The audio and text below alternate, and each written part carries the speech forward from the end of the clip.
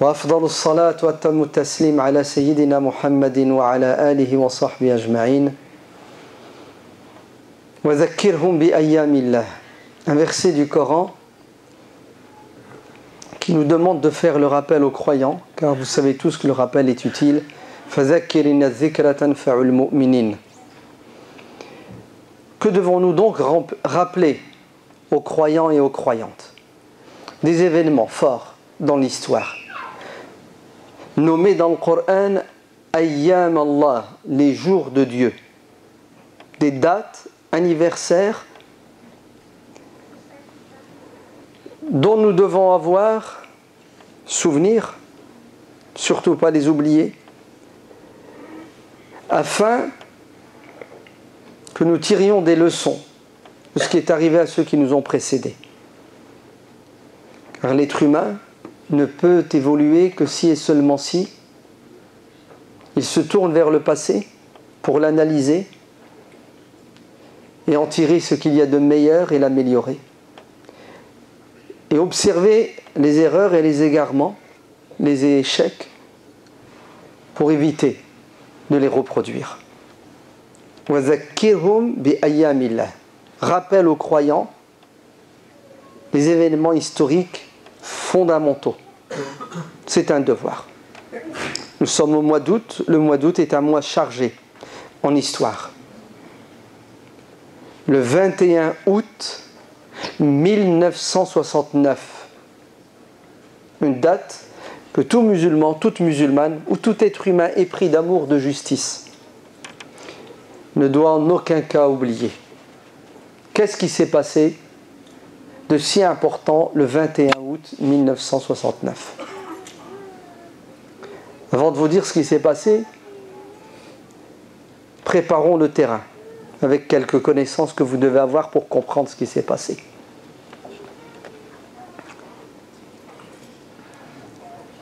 À Clermont-Ferrand,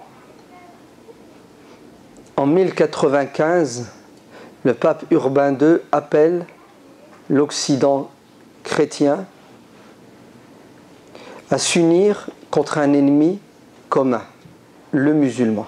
À l'époque, il s'appelait le païen, il s'appelait le mort. 1096, 4 ans plus tard, après les préparatifs, une horde de monstres assoiffés de sang déferle sur l'Orient. L'Orient par rapport à notre Occident. Sinon, les musulmans appellent cette région du monde Al-Ardul Mubaraka. C'est comme ça que le Coran l'a nommé. Vous entendez? La terre sainte. Il déferle à Jérusalem et aux alentours de Jérusalem, l'actuel Proche-Orient, la Syrie, la Jordanie, la Palestine, le Liban, le sud de l'Irak. Toute cette région est envahie, vidée d'une partie de sa population musulmane, massacrée ou forcée à faire légir, à fuir cet ennemi qui n'a pas de limite. Je vous l'ai dit, il est assoiffé de sang. Leurs historiens parlent de 70 000 personnes tuées, hommes, femmes et enfants, bien sûr avec leurs animaux, comme le dit l'Ancien Testament. Vous les tuez tous, hommes, femmes et enfants, et leurs animaux avec, parce qu'ils sont impurs. Cette région, et en particulier le centre spirituel de la région, Jérusalem, l'actuelle Palestine et ses alentours, est vidée de la majorité de sa population musulmane. Le monde musulman est saigné à vif. Il faudra quelques années pour qu'il se réveille de ce chaos. Le réveil va se faire au nord de cette région, dans l'actuel Irak, dans une ville qui s'appelle la ville de Mossoul, Al-Mawsil, où un homme épris de justice, animé par sa foi, qui s'appelle Mawdoud, décide de chasser les envahisseurs, les colons, La résistance va durer des décennies. Mawdoud va tomber martyr dans la mosquée après la khutbat al-Jumu'ah, assassiné par un assassin, Hashashin. Imaduddin Zanki prend la relève. Vient un homme exceptionnel que le grand savant historien Ibn al-Athir dépeint de la manière suivante. Il dit chez nous la majorité des musulmans sunnites, plus juste que les 4 califes il n'y a pas. Abu Bakr, Omar, Othman et Ali. Il faut attendre quelques décennies pour que surgisse le grand Omar ibn Abdel Aziz en l'année 89 jusqu'à l'année 101. C'est pour cela qu'il parle des 5 califes bien guidés. Ibn al-Athir, 500 ans plus tard, dit dans son livre Al-Kamil, il faut en rajouter un 6e, qui est de la même trempe, du même calibre, qu'Abu Bakr, Omar, Othman, Ali, à part qu'il n'est pas compagnon, et Omar ibn Abdel Aziz, bien qu'il n'ait pas connu les compagnons et les élèves des compagnons. Cet homme exceptionnel s'appelle Nourdin, on dirait, en français, Mahmoud, et il a un qualificatif Ash-Shahid, le martyr. Bien qu'il ne soit pas tombé au champ de bataille, martyr, il est mort, comme on dirait, d'une mort naturelle. C'est faux, il est mort de fatigue. Parce que pendant 27 années, Nourdin Mahmoud al-Shahid va faire de la résistance pour libérer cette partie du monde musulman colonisé. Oui, c'est celui qui va parachever la libération? Non. Il va mener à bout le projet de résistance. De quelle manière? En faisant tous les efforts possibles et inimaginables pour unifier la communauté. Car si le monde musulman à l'époque a été colonisé en partie, c'est parce qu'il était colonisable à cause de 2 choses, la division et l'ignorance.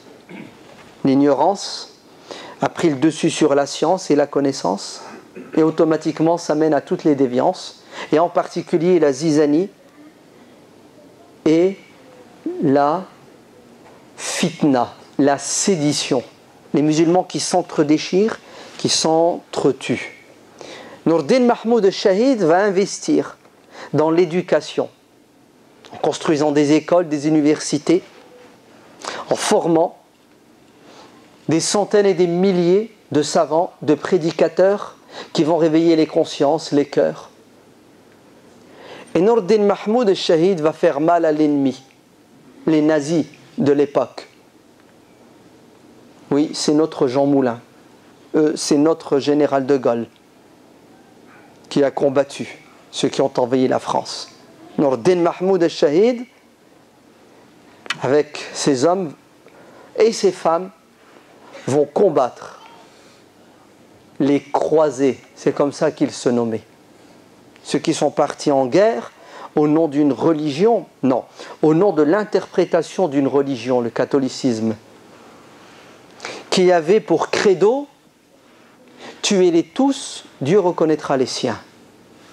Tuez-les tous car ils méritent la mort, et si certains parmi eux sont innocents et sincères, n'ayez crainte, Dieu là-haut, il les mettra au paradis, mais sur terre, ils devront tous goûter à l'enfer en passant par le fil de l'épée de cet envahisseur. C'est la littérature, c'est l'histoire. Nourdin Mahmoud al-Shahid n'avait qu'un rêve, c'est de libérer sa terre. Il était presque arrivé au but, mais le destin en a décidé autrement. Il va être rappelé vers son Seigneur sans avoir eu l'honneur et la joie d'entrer à Jérusalem libéré, à fouler la terre, les pavés de Paris. Il en rêvait tellement, il était tellement proche de son but qu'il a préparé le minbar, la chaire qui devait être déposée dans la mosquée de Jérusalem, le 3e lieu saint de l'islam. Bien entendu, qui à l'époque était transformé en je ne sais trop quoi. Il demande à un ébéniste de lui faire un minbar unique en son genre, qui n'existe nulle part ailleurs dans le monde musulman. C'était des années de travail, un chef-d'œuvre. Le minbar terminé, il ne reste plus que quelques conquêtes, et en particulier le crack des chevaliers à conquérir, qui empêchait justement la progression des armées musulmanes vers Jérusalem. Après 27 ans d'efforts incessants, Nur-Din Mahmoud al-Shahid meurt dans son lit, sans avoir concrétisé son rêve ultime. Mais,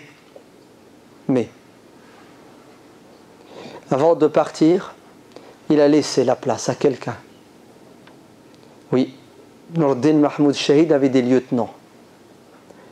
Parmi un de ses lieutenants les plus fidèles, Assaduddin Shirako, qui est l'oncle de Yusuf ibn Ayyub, le fameux Saladin, Salahuddin al-Ayyubi. Oui, Salahuddin al-Ayyubi est le fils spirituel de Nur-Din Mahmoud al-Shahid. Il était toujours à ses côtés, c'était un de ses lieutenants. Et à la mort de Nur-Din Mahmoud al-Shahid, malheureusement, vous entendez, malheureusement, ses enfants héritiers de son trône, de son empire, vont s'entre-disputer et commencer à faire le partage de cet héritage. Et ça, c'est la catastrophe. وَلَا تَنَازَعُوا فَتَفْشَلُوا وَتَذْهَبَ رِيحُكُمْ. Ne vous disputez pas, vous allez vous diviser, vous affaiblir, et votre force va disparaître. Sachez que ces enfants ne seront pas à la hauteur. Ils vont commencer à se partager le royaume, donc à l'affaiblir, donc à perdre, à faire des concessions avec l'ennemi, voire même à rétrocéder à l'ennemi des terres qui ont été conquises et des forts. Face à la situation, Salah ad-Din va réagir. Vous savez ce qu'il va faire? Il va les détrôner, il va leur retirer le pouvoir parce qu'ils ne sont pas dignes de diriger. Et c'est Salah ad-Din qui va devenir le vrai héritier politique, après l'héritier spirituel de Nur-Din Mahmoud al-Shahid, et il va unifier deux parties du monde musulman, deux régions actuelles du monde musulman, le Cham et l'Égypte. L'Égypte de l'époque, c'était l'Égypte et le Soudan. Le Cham de l'époque, c'était l'actuelle Syrie, Jordanie, une partie de l'Irak et le Liban, avec en son centre la Terre Sainte Palestine. Les deux régions sont unifiées, l'ennemi est pris entre l'enclume et le marteau. 1087, au mois de septembre, Salah ad-Din entre à Jérusalem. Et Salah ad-Din a ramené avec lui le minbar, la chaire, qui a été commandée par Nur-Din Mahmoud al-Shahid. Et ce minbar va être installé dans la qibla de la mosquée sainte, le troisième lieu saint de l'islam, où notre prophète a prié en tant qu'imam. Et le vendredi suivant, du haut de ce minbar, la première khutbah dans la Jérusalem libérée sera faite par un imam, j'ai oublié son nom. Très bien. Voilà en résumé ce qui s'est passé. Maintenant écoutez ce qui s'est passé le 21 août 1969. Nous sommes le 22 ? Le 21. Tiens, est-ce un hasard de l'histoire? En ce jour, en ce vendredi, le 21 août 1969, un Canadien qui avait une religion qui s'appelle le racisme, la xénophobie, la haine, le sionisme. Pardon Seigneur, je viens de commettre un péché, peut-être impardonnable. Eh oui. Est-ce que vous savez qu'il y a encore quelques années, l'ONU avait considéré, déclaré le sionisme comme une idéologie raciste. Avec la pression des sionistes, l'ONU a quoi? A abrogé. C'est-à-dire aujourd'hui, le sionisme n'est plus considéré comme une idéologie raciste. Et maintenant, je viens de commettre un péché impardonnable. Je viens de dire que le sionisme c'est du racisme, de la xénophobie. Je vais être taxé d'antisémitisme parce que les sionistes veulent faire croire que celui qui est antisioniste est antisémite. Et j'aurai du mal à être antisémite puisque je suis moi-même sémite. Ça se voit pas? Très bien. Vous savez que les Arabes et les Juifs sont des cousins germains. Isaac, Ismaël, Ibrahim, et tu descends, nous sommes des cousins, et avant d'être cousins, des frères en humanité. Ainsi, un musulman ne peut pas être raciste, et ne doit pas l'être. Il ne peut pas être antisémite ou anti ce que tu veux, puisque c'est Dieu qui nous a créés différents, et nous n'avons pas à avoir d'antipathie ni de haine envers des gens innocents. Par contre, Dieu nous a créés avec un sentiment qui est le suivant: la haine de l'injustice. La haine de la hugra. Et ce que subissent nos frères en Palestine, c'est une injustice. C'est pas moi qui le dis, c'est l'ONU qui le dit. Pour me cacher derrière l'ONU, hein, bien entendu. Mais on n'a pas besoin que l'ONU le dise, c'est tellement flagrant. À moins que vous soyez dans le mauvais camp, c'est-à-dire le camp d'Hitler et des nazis, n'est-ce pas? Puisque vous savez très bien, en 1939-1945, les méchants, pour nous, les Français, c'était les Allemands nazis. Mais les méchants pour les Allemands nazis, c'était qui? C'était les Français résistants. Les collabos, ils étaient mignons et gentils. Donc tout est une question de dans quel camp tu es. Et j'espère que la majorité des êtres humains sont dans le bon camp. Le camp de la justice. Oui, nous voulons que justice soit faite sur terre et partout, et notamment en Terre Sainte, et notamment en Palestine. Et nous voulons que les souffrances du peuple palestinien arrêtent. Et nous voulons que Jérusalem soit, comme elle l'a toujours été, une terre sainte, où tout être humain a le droit de se recueillir, qu'il soit juif, chrétien, musulman, athée, bouddhiste, peu importe. Dieu a créé les êtres humains libres de croire, de circuler, de parler, de dire ce qu'ils pensent. Le 21 août 1969, un raciste, haineux, sioniste, canadien, à l'autre bout du monde, vous vous rendez compte? Il est canadien. Ouais. Il entre dans la mosquée de Jérusalem. La mosquée où se trouve le minbar de Salah ad-Din? Non, le minbar de Nour-Din Mahmoud al-Shahid, que Salah ad-Din va installer à Jérusalem. Et il met le feu à la mosquée. La mosquée part en fumée et le minbar part en fumée. Vous entendez? Le 21 août, c'est le point culminant de quoi? De l'ignominie. Jérusalem est colonisée depuis 1967 et l'objectif c'est de détruire. Vous entendez? Détruire. Et c'est le cas. C'est des centaines de mosquées qui ont été rasées, détruites. Et quand elles ne sont pas rasées, détruites, elles sont transformées en tavernes, en boîtes de nuit, en restaurants. Le cimetière le plus ancien de Jérusalem, où se trouvent les tombes de dizaines de compagnons du prophète, radiyallahu anhum, sallallahu ala rasulillah. Vous entendez, hein, les compagnons du prophète enterrés à Jérusalem. C'est pas un, c'est pas deux, c'est des dizaines. Le cimetière le plus ancien de Jérusalem, où se trouve le plus grand nombre de compagnons du prophète, qui s'appelle le cimetière de Ma'manullah, aujourd'hui, à 90%, a été confisqué par la mairie de Jérusalem pour en faire un parc. Et à l'intérieur de ce parc, sur le cimetière, sur la tombe des compagnons du prophète, ils ont fait un bar, un restaurant, un hôtel. Oui, tout ceci, au vu, au su, peut-être pas au su, parce que la majorité des gens ignorent, du monde entier. Mais non, c'est pas au vu et au su, c'est de la complicité des puissants de ce monde et des lâches de ce monde, tout simplement. Alors Allah ibarak fikum, retenez cette date, le 21 août 1969. le troisième lieu saint de l'islam, Masjid al-Aqsa, cité dans le Coran. Subhanalladhi asra bi'abdihi laylan min al-masjid al-haram ila Masjid al-Aqsa. Vous avez vu, j'invente pas. Part en fumée à cause de la haine, mais aussi à cause de la trahison des pseudo-musulmans. Oui. Trouvez ça normal, subhanallah.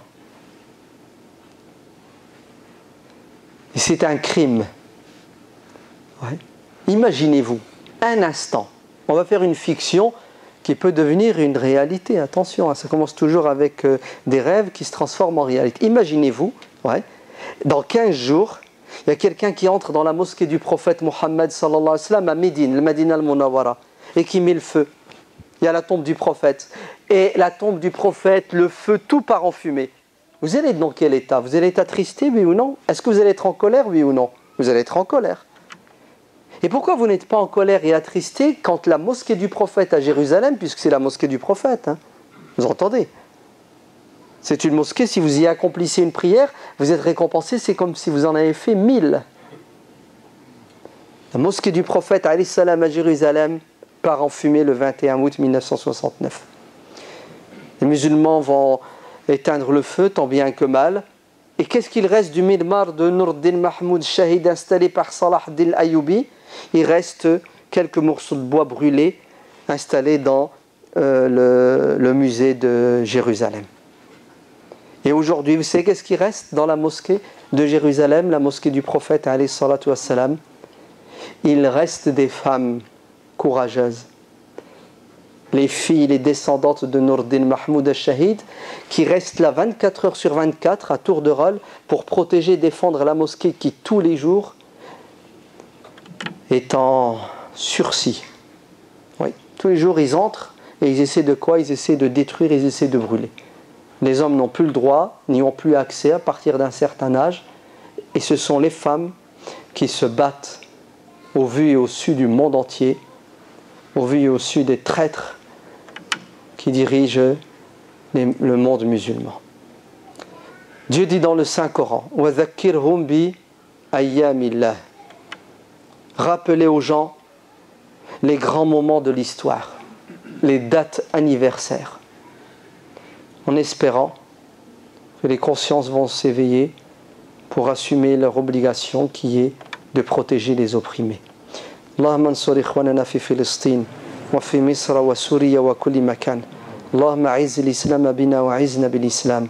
اللهم وفقنا لما تحب وترضاه. اللهم أرنا الحق حقا وارزقنا اتباعه وأرنا الباطل باطلا وارزقنا اجتنابه. اللهم احفظ أولادنا وانبتهم نبتا حسنا. اللهم انصرنا على أنفسنا. اللهم افتح علينا فتوح العارفين. اللهم ارحم والدينا كما ربونا صغارا. اللهم اشف مرضانا وارحم موتانا. اللهم اغفر للمؤمنين والمؤمنات الأحياء منهم والأموات. آمين والحمد لله رب العالمين.